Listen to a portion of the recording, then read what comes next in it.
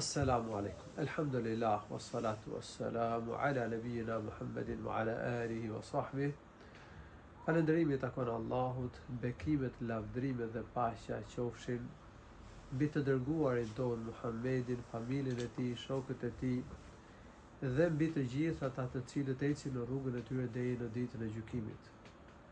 Allahu i lartësuar na ka bërë thirrje në Kur'an që të shpejtojmë për të arritur faljen e tij dhe xhenetin e tij. Pra të kryejmë vepra të mira, të largohemi nga veprat e këqija në mënyrë që të na falë Zoti dhe të na jap xhenetin, gjerësia e të cilit është sa gjerësia e qiejve dhe e tokës, dhe që është përgatitur për njerëzit e devotshëm, për ata që kanë frikë Allahut, për ata që ruhen dënimit të Allahut të lartësuar. Thot Allahu i lartësuar në Kur'an: "Wasari'u ila maghfiratin min rabbikum wa jannatin 'arduha as-samawati wal ardu u'iddat lil muttaqin."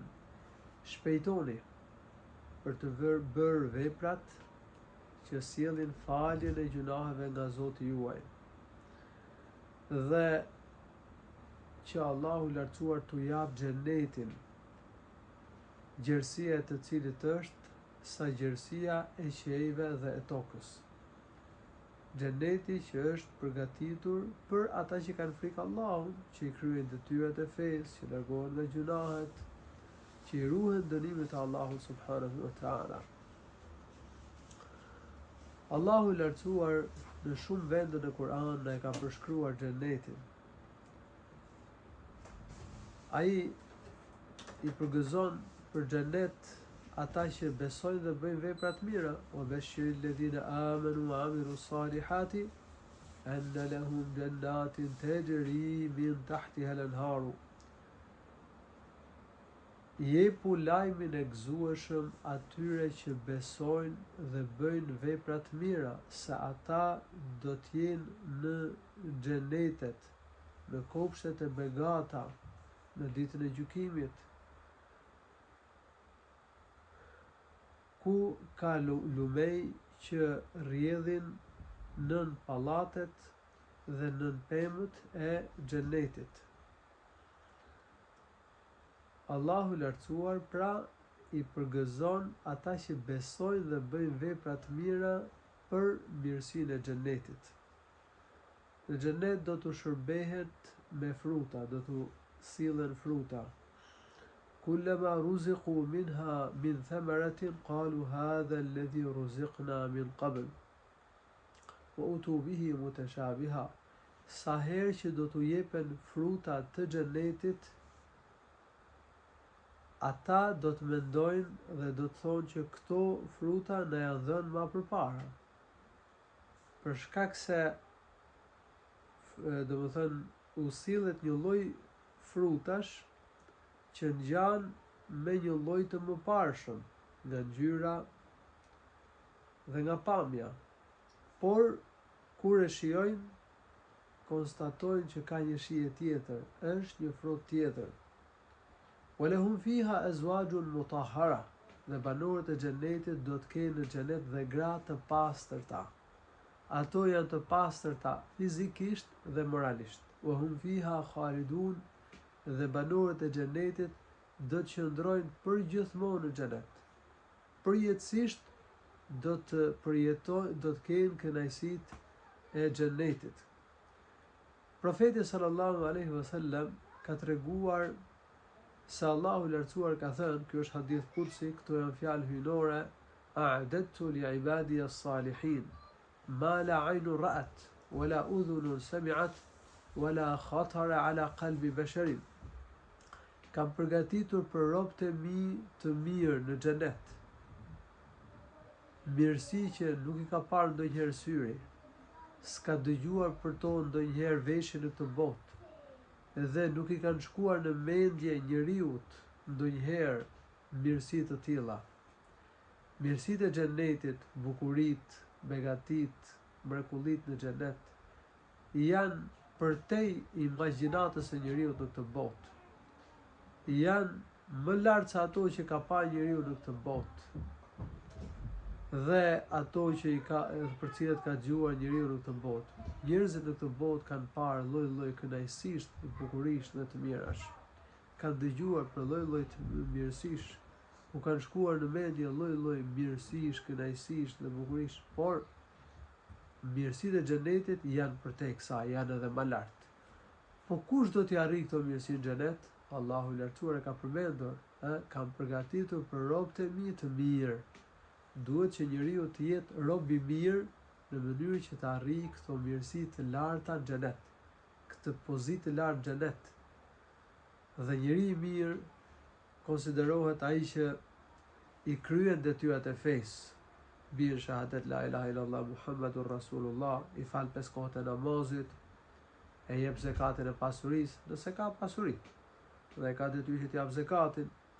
Nëse s'ka pasuri, atëherë nuk e ka detyrë që t'i jap zekat. E agjiron muajin e Ramazanit, lejimin muajin e Ramazanit, e kryen dhe haxhin nëse ka mundësi, pra i përmbush shtyllat e Islamit.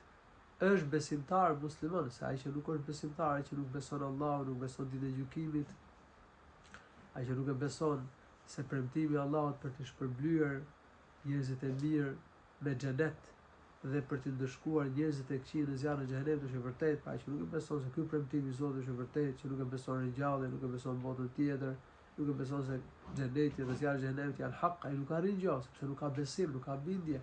Pa duhet që një të jetë besimtar, duhet kryej vepra të mira, të kryej detyrat e fesë, largohet nga gjunahet, që të konsiderohet nga njerëzit e mirë, nga të dashurit të Allahut të lartësuar, dhe kështu të arrijë këto mirësitë e larta në xhenet. Dhe në ajetin e Kuranit që e citova pak më përpara, Allahu i lartësuar i ka përshkruar xhenetlit si të tillë që besojnë dhe kryejnë vepra të mira. Duhet që njeriu të ketë besim, dhe të kryejë vepra të mira që të arrijë xhenetin.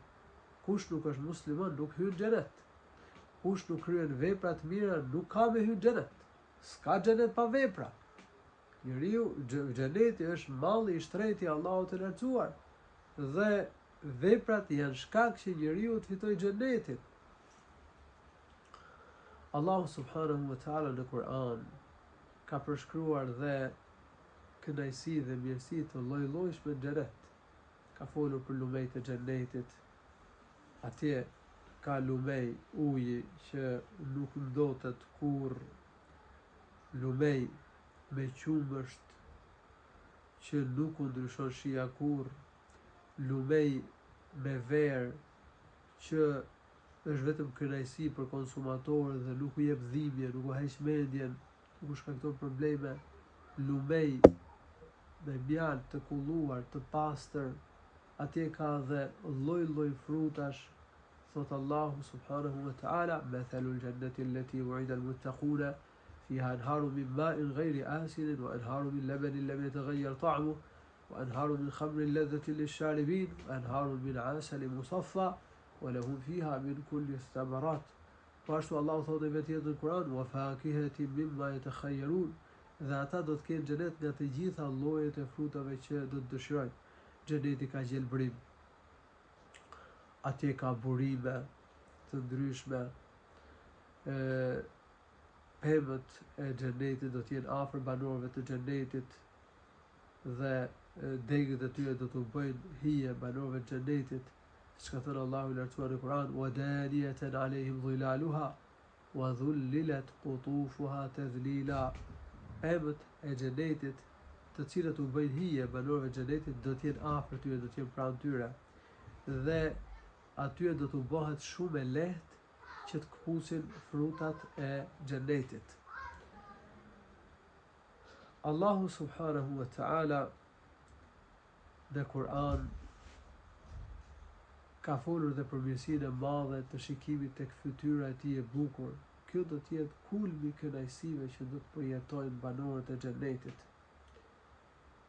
Se në xhenet ka kënaqësi dhe mirësi të shumta, dhe ato nuk mund krahasohen me kënaqësitë dhe mirësitë e kësaj bote, se në këtë botë ka të mira, po ka edhe të këqija, ka mirësi, po ka edhe vujtje, ka gëzim, po ka edhe hidhrim. Dhe nuk ka njeri që do ketë vetëm gëzim në këtë botë dhe kur s'ka me kaluar një situatë hidhruese. Nuk ka njeri që do të ketë vetëm shnet edhe kur nuk do e prek ndonjë dhimbje, ndonjë smundje. Pra është kënaqësia në këtë botë, po është edhe dhimbja. Allahu kështu e ka bërë këtë botë. Natyra e jetës kësaj bote është e tillë, ndërsa xheneti është kënaqësi e pastër, pa dhimbje, pa të këqija, pa strese, pa shqetësime. Është kënaqësi e përhershme, ndërsa zjarri i xhenemit është vendi i vujtjes dhe i dhimbjes, i dënimit të dhëmshëm, siç e ka përmendur Allahu i lartësuar në shumë vende në Kur'an. Që në ahiret mirësia do të jetë e kulluar dhe e pastër në xhenet. Vujtja dhe dënimi do të jetë në zjarrin e xhenemit ku nuk ka freski, nuk ka rehati, nuk ka çlodhje. Ka vetëm lloje të ndryshme mundimesh, vujtjesh dhe dënimesh. Allahu subhanahu wa ta'ala na ruaj. Prandaj fituar është ai që e fiton xhenetin. Po cila është kënaqësia më e madhe që do të arrijnë banorët e xhenetit? Kënaqësia më e madhe është kënaqësia që njeriu të arrijë kënaqësinë e Zotit. Allahu i lartësuar banorëve të xhenetit do t'u jap kënaqësinë e tij, pra do të jetë i kënaqur me ta. Dhe kënaqësia e Allahut për ta do të jetë përjetimi më i madh. Do të jetë ajo që i mrekullon më shumë, që u jep kënaqësinë dhe gëzimin më të madh, dhe prehjen më të madhe, dhe do të jetë gjithashtu edhe shikimi tek fytyra e bukur e Allahut. Banorët e xhenetit do të shohin Allahun subhanahu wa ta'ala. Dhe kjo do të jetë kulmi i kënaqësive të xhenetit.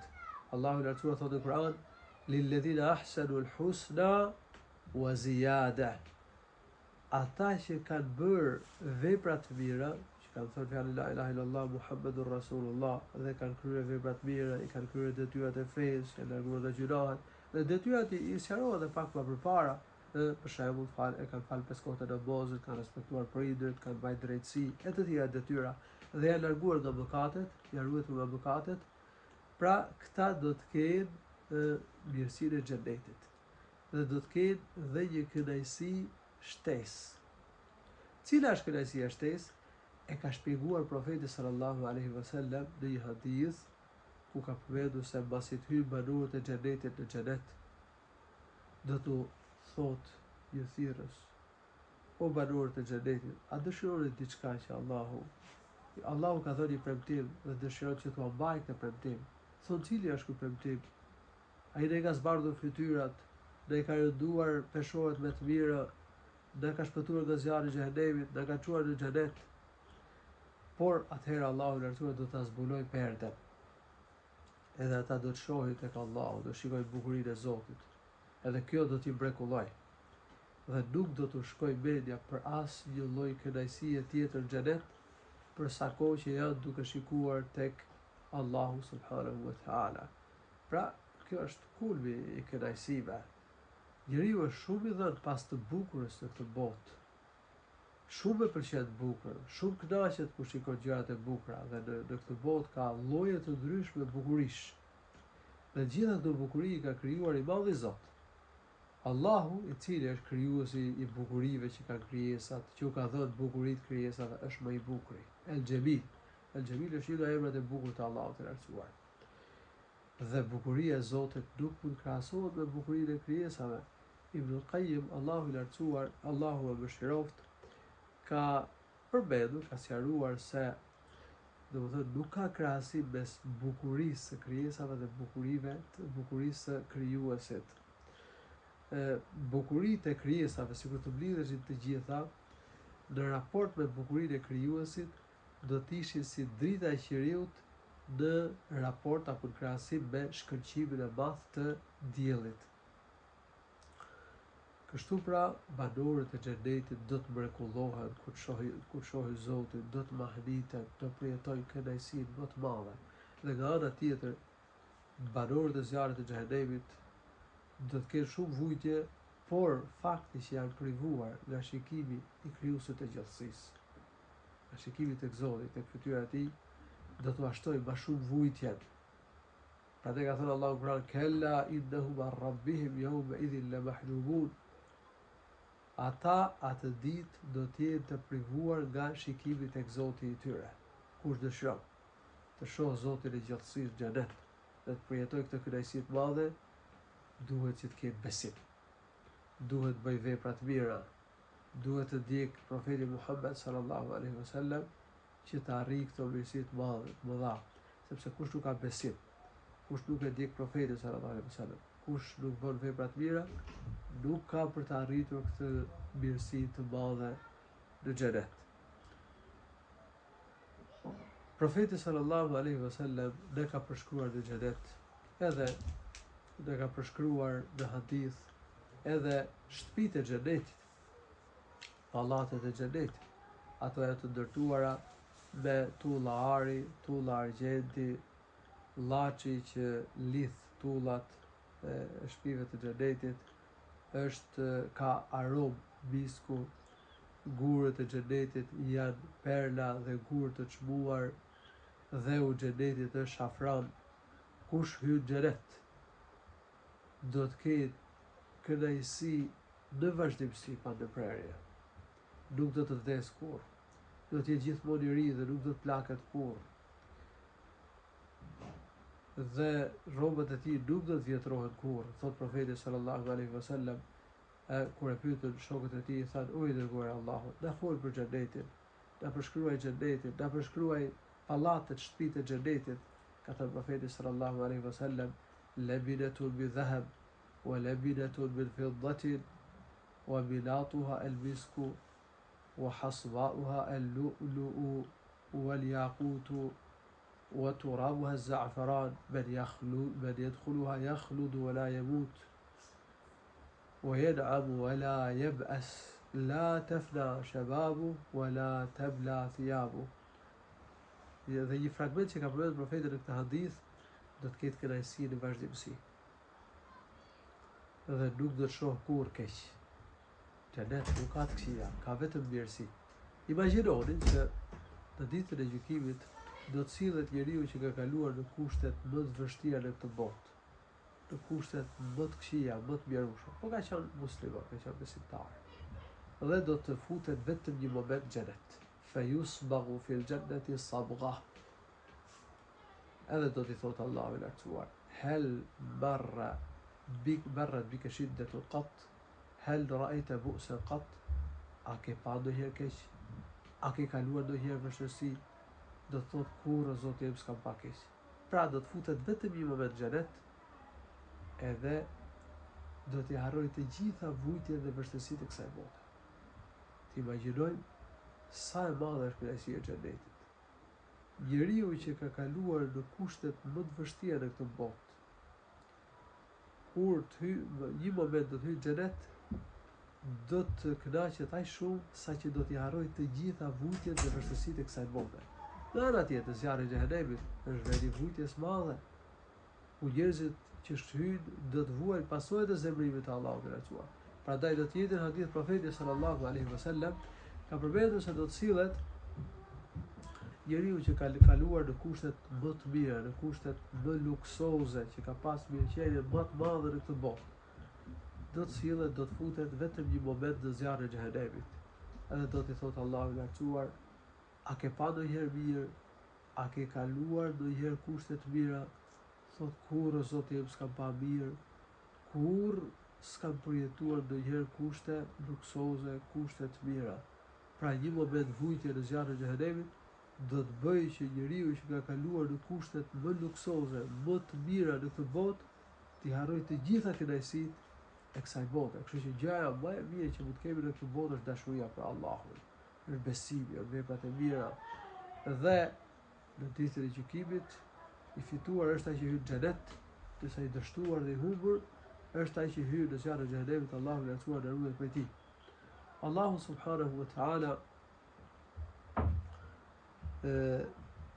ka bërë xhenetin me 8 porta.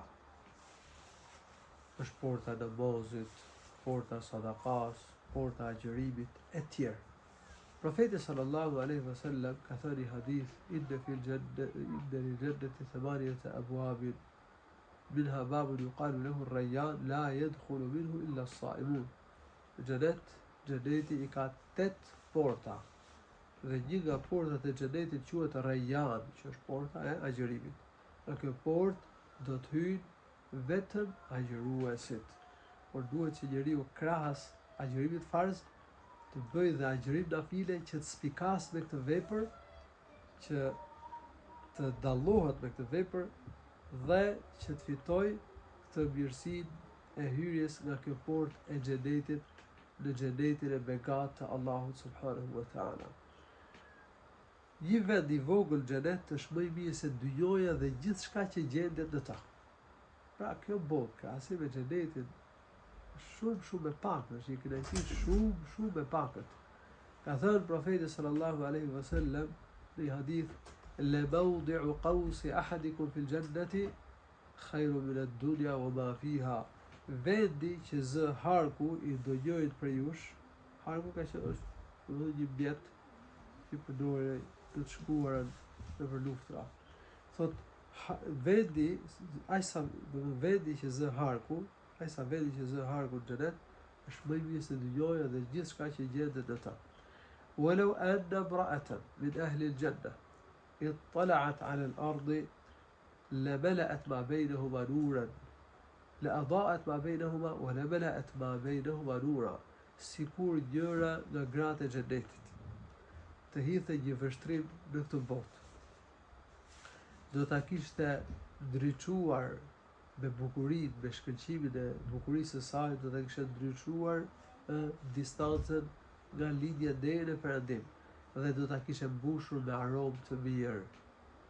Pra, në këtë hadith, profeti sallallahu alaihi wasallam ka përmendur diçka nga bukuria e hyrive të xhenetit dhe gratë besimtare në këtë botë do t'i bëjë Allahu subhanahu wa taala hyri të xhenetit, madje ato do të jenë hyrit më të bukura të xhenetit. Wala nasifuha ala ra'siha khairun min ad-dunya wa ma fiha. Dhe shamia që do të ketë ajo në kokë do të jetë më mirë se dynjoja dhe gjithçka që gjendet në ta. Kështu ka përmendur profeti sallallahu alaihi wasallam në hadith të saktë. Dhe do ta mbyll këtë mësim me citimin e ajeteve të para të surës Al-Mu'minun, në të cilat Allahu i lartësuar ka përmendur disa nga veprat, disa nga cilësitë e banorëve të xhenetit El Firdaus, si nxitje që të përvishemi veprave të mira, që të jemi prej atyre që do të fitojnë xhenetin El Firdaus. Qad aflaha al-mu'minun, do të shpëtojnë besimtarët. Alladhina hum fi salatihim khashi'un, të cilët në namazin e tyre janë të kushtuar, janë të përulur për Allahun të lartësuar, janë të qetë. E falin namazin me kushtim, me përulje dhe qetësi. Walladhina hum anil lagwi mu'ridun, dhe që qëndrojnë larg bisedave të kota të padobishme dhe veprimeve të kota të padobishme, nuk merren xhenetlit. Pra ata që do të shkojnë xhenet në këtë botë nuk merren me gjëra të kota, me veprime të kota, me punë të kota, me biseda të kota. Walladhina hum liz-zakati fa'ilun, dhe ata njerëz që japin zakatin e pasurisë. Domethënë kanë moral të pastër, kanë shpirt mirë, kanë zemër të pastër dhe gjithashtu ata japin dhe zakatin e pasurisë, pastrojnë pasurinë duke dhënë zakatin e saj. Walladhina hum li furujihim hafidhun, dhe ata njerëz që ruajnë veten nga immoraliteti. Walladhina hum li furujihim hafidhun, ruajnë veten nga immoraliteti. Ruajnë nga immoraliteti, nga homoseksualizmi, nga lesbizmi dhe nga gjitha veset e ulta dhe punët e turpshme që lidhen me derin, me moralin. Pra ata ruajnë derin, ruajnë veten. Walladhina hum li furujihim hafidhun illa ala azwajihim aw ma malakat aymanuhum fa innahum ghayru malumin. Por ata e plotësojnë dëshirën vetëm se me bashortët ose robia e tyre. Për këtë ata nuk kanë faj, nuk quhen fajtor. Faman ibtagha ghayra dhalika wara'a dhalika fa ulaika humul aadun. Kush kërkon të plotësojë dëshirën duke shkelur këto kufi, ai konsiderohet shkelës, konsiderohet fajtor, gjunaqar i madh. Se shka shkelu kufit e të lejushmes, duke bërë immoralitet, duke bërë punë të këqija. Walladhina hum li amanatihim wa ahdihim ra'un, dhe ata njerëz që ruajnë amanetin dhe mbajnë besën. Walladhina hum ala salawatihim yuhafidhun, dhe ata që i falin rregullisht 5 vakte të namazit. Është kuptimi i ajetit. Allahu i lartësuar ka përmendur në fillim namazin, i ka mbyllur veprat dhe cilësitë e atyre që do të hyjnë në xhenetin e Firdaus me namazin përsëri. Namazi është vepra më e rëndësishme, është adhurimi më i mirë. Allahu i ka lavdëruar ata që falin rregullisht 5 namazet. Prandaj kush agjiron dhe nuk fal namaz duhet të bëjë ndryshim. Të filloj të fal namazin, që bëj tobe, të filloj të fal namaz, që tjetë prej banorëve të xhenetit El Firdaus. Ulaika humul warithun, këta do të trashëgojnë xhenetin El Firdaus. Ulaika humul warithun alladhina yarithun El Firdaus hum fiha khalidun, të cilët do të trashëgojnë xhenetin El Firdaus, ku do të qëndrojnë përgjithmonë. Xheneti El Firdaus është më i miri, është më i larti. Dhe ata që do të hyjnë në këtë xhenet do të jenë njerëzit më të dashur, më të afruar tek Allahu i lartësuar. Mbi këtë xhenet është froni i Allahut i lartësuar. Dhe nga ky xhenet shpërthejnë lumejt e xhenetit, siç ka treguar profeti sallallahu alaihi wasallam në hadith, kur na këshillon që të kërkojmë xhenetin El Firdaus, i lutemi Allahut për xhenetin El Firdaus, dhe kuptohet bëjmë vepra për të arritur xhenetin El Firdaus, siç janë edhe këto veprat që përmenden në fillimin e surës El Mu'minun. Ka thënë profeti sallallahu alaihi wasallam: إذا سألتم الله الجنة فاسألوه الفردوس فإنه أعلى الجنة وأوسط الجنة وفوقه عرش الرحمن ومنه تفجر أنهار الجنة. نسأل الله سبحانه وتعالى që të lehtësoj të bëjmë veprat e xhenetlive, të marrim rrugën e xhenetit, e të mos i ndahemi kësaj rruge derisa të dalë shpirti, derisa të ndahemi nga kjo botë, dhe ta fitojmë xhenetin El Firdaus në ditën e gjykimit. Alhamdulillahi rabbil alamin. Sallallahu alaihi wasallam ala nabiyyina Muhammad.